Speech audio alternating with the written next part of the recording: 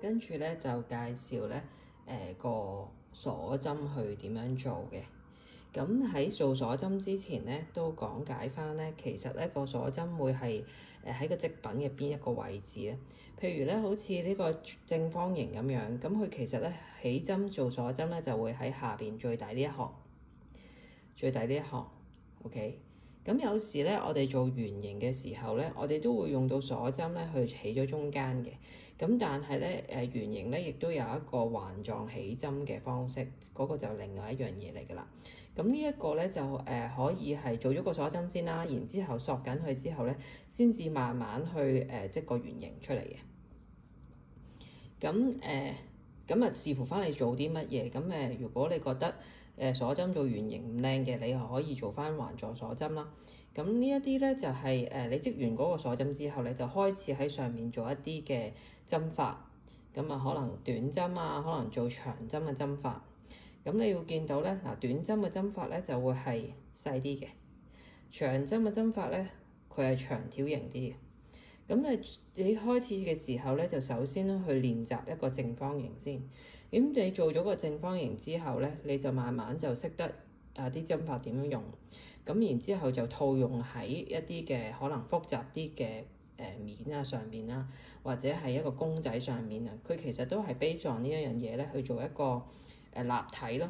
咁如果佢做立體嘅時候，可能塞啲面入去啊。咁但係咧，你嘅針法咧就要可能加針減針嘅時候咧，就去配合翻你個織品要做啲乜嘢。咁喺做鎖針嘅時候咧，好似我哋上一段片咁啦，就係首先係起咗針啦。咁一邊短一邊長。咁然之後咧，做翻左手嘅手勢姿勢食指頂住啦，中指咧同埋手指公咧係撳住個結嘅。記得右手嗰個針咧係針頭嗰個勾勾咧係向住下邊，向住下邊。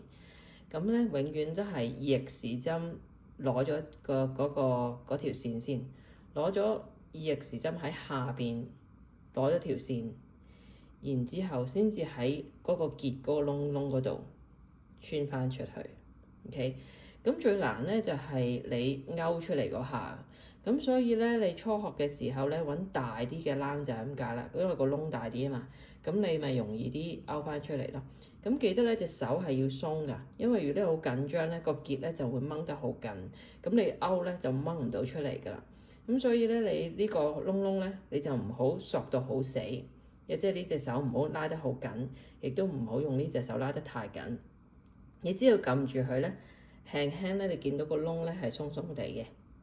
咁然之後咧，就係右手啦，個勾向下，逆時針勾咗條線，見唔見到？你嗰個勾咧就勾住咗嗰條個冷啦。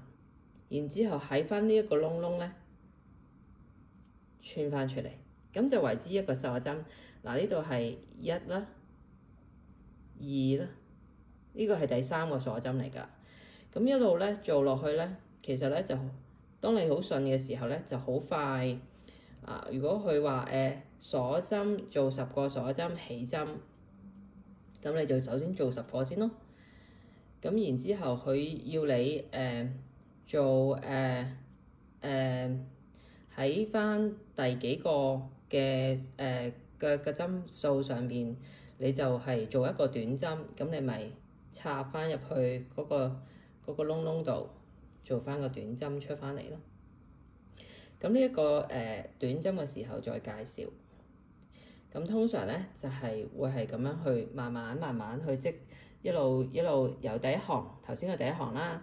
咁因為咧如果你唔啱啱初學咧，你就好容易會 miss 咗呢針啦。究竟呢針係咩針咧？咁如果你做咗第10針之後咧，你做翻個記號扣住呢個位咧，你就知道呢針係第一針嚟噶啦。咁跟住你再係咁織落去嘅時候咧，你就唔會 miss 咗或者係漏咗咯。咁做咗第2行之後，跟住第3行、第4行，咁做完之後咧就會變成一個正方形或者長方形啦。咁視乎翻你幾多個針數啦。咁跟住就可以開始去練習一啲其他嘅針啦、短針啦、長針啦咁樣嘅。